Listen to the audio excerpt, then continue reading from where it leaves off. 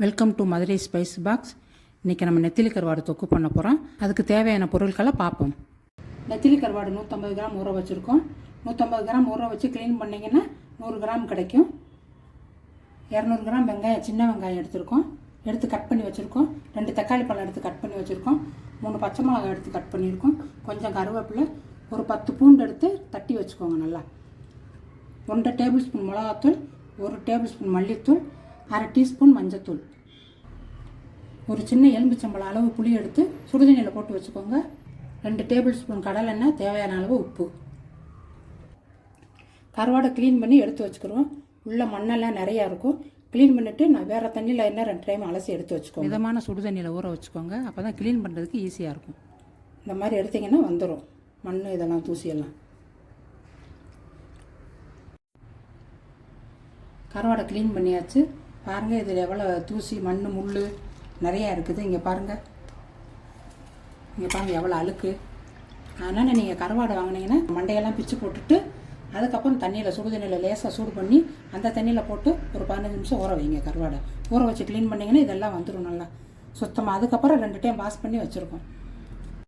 Cooking start பண்ணிக்கலாம்.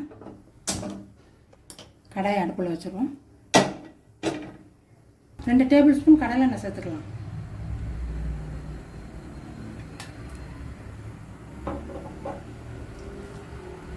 எண்ணெய் சூடாயிருச்சு. இப்போ கட் பண்ணி வச்சுருந்த வெங்காயத்தை சேர்த்துக்கிறோம். சின்ன வெங்காயம் கொஞ்சம் வதங்கட்டும்.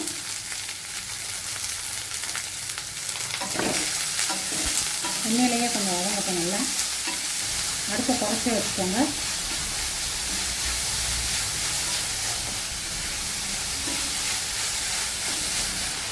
வெங்காயம் வதங்கிறதுக்கு கொஞ்சமாக உப்பு சேர்த்துக்கிறோம். சீக்கிரம் வதங்கிடும் உப்பு சேர்க்கும்போது.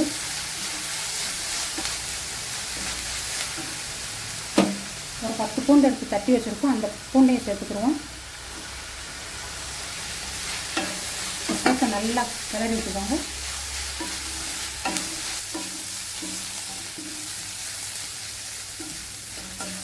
இப்போ பாருங்கள், கொஞ்சம் வெங்காயம் நல்லா வதங்கி வந்துருச்சு. இந்த நேரத்தில் நம்ம கருவேப்பிலை, பச்சை மிளகா, தக்காளி எல்லாம் சேர்த்துக்கிறோம்.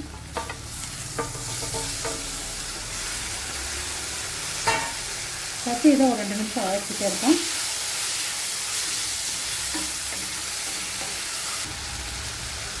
ஒரு 2 நிமிஷம் நல்லா வதங்கட்டும். மூடி வச்சுக்கணும். 2 நிமிஷம் கழித்து ஓப்பன் பண்ணி பார்த்துட்டு மசாலா பொருள்லாம் சேர்த்துக்கிறோம். 2 நிமிஷம் ஆயிடுச்சு. மூடியை திறந்து ஒரு டைம் கிளறி வச்சுருவோம். பக்கம் கிளறி வச்சுட்டே இருங்க, இல்லாட்டி பிடிச்சிடும். நல்லா வெங்காயம் வதங்கணும். இன்னும் ஒரு 2 நிமிஷம் வதங்கட்டும். மூடி போட்டுருவோம். இப்போ எடுத்து வச்சுருக்க மசாலா பொருளை சேர்த்துக்கிறோம். சேர்த்து நல்லா கிண்டி விட்டுக்கோங்க. மசாலா பொருள்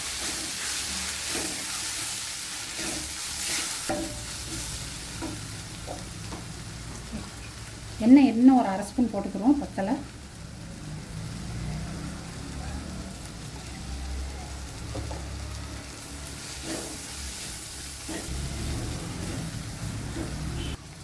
வெங்காயம் நல்லா வதங்கி வந்துடுச்சு. இப்போ கரைச்சி வச்ச புளியை சேர்த்துக்கிறோம்.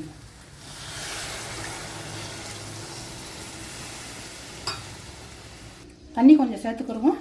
அப்போ வெங்காயம் நல்லா வெந்து வரும். உப்பெல்லாம் போடலை, நம்ம முதல்ல போட்டால் தான். கடைசியில் உப்பு போட்டுக்கிறோம். ஏற்கனவே கருவாட்டில் உப்பு இருக்குது, அதனால் நான் உப்பு போடலை. இப்போ இது நல்லா மசாலா வடைலாம் போய் நல்லா வெந்து வரட்டும். மூடி வச்சுக்கிடுவோம். இப்போ திறந்து மசாலா வடை போயிடுச்சான்னு பார்ப்போம்.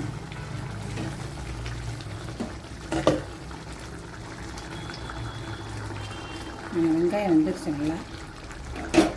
இப்போ நம்ம எடுத்து வச்சுருக்க கருவாடை சேர்த்துக்கலாம்.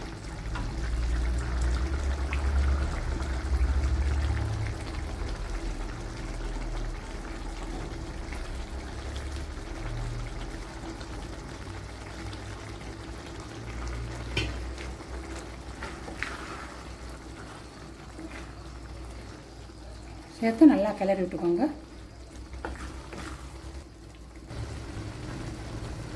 இப்போ நீங்கள் உப்பு காரமெல்லாம் பார்த்துக்கோங்க எப்படி இருக்குன்ட்டு. பத்தாட்டி போட்டுக்கோங்க, உப்பு மட்டும் நிறையா போட்டுறாதீங்க. கருவாடுலேயே ஏற்கனவே உப்பு நிறையா இருக்குது. லாஸ்ட்டாக பார்த்துட்டு அப்புறம் வேணும்னா போட்டுக்கோங்க, இல்லாட்டி அப்படியே வச்சுக்கோங்க.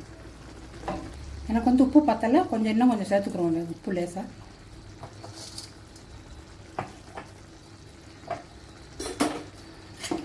போட்டு கிளறி விட்டு ஒரு 5 நிமிஷம் அப்படியே இருக்கட்டும். அடுத்த கம்மியாகவே வச்சுக்கோங்க, அதிலே இருக்கட்டும், வேகட்டும். இப்போ மூடியை திறந்து கிளறி விட்டுக்குருவோம். தண்ணி இருக்குது, உங்களுக்கு தண்ணி எதுவும் பத்தாட்டி கொஞ்சமாக ஊற்றிக்கலாம். ஆல்ரெடி தண்ணி இதில் இருக்குது, இன்னும் கொஞ்சம் நேரம் வேகட்டும்.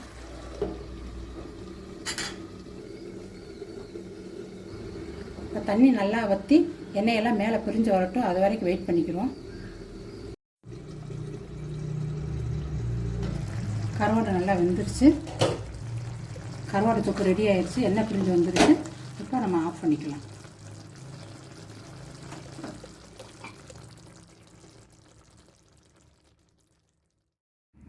கருவாடு தொக்கு ரெடி ஆயிடுச்சு. இது வந்து தயிர் சாதம், ரசம் சாதம், சாம்பார் சாதம், வெள்ளை சாதம் எல்லாத்துக்குமே வச்சு சாப்பிட்லாம். இதே மாதிரி நீங்களும் வீட்டில் செஞ்சு சாப்பிட்டு பார்த்துட்டு கமெண்டில் சொல்லுங்கள். நன்றி.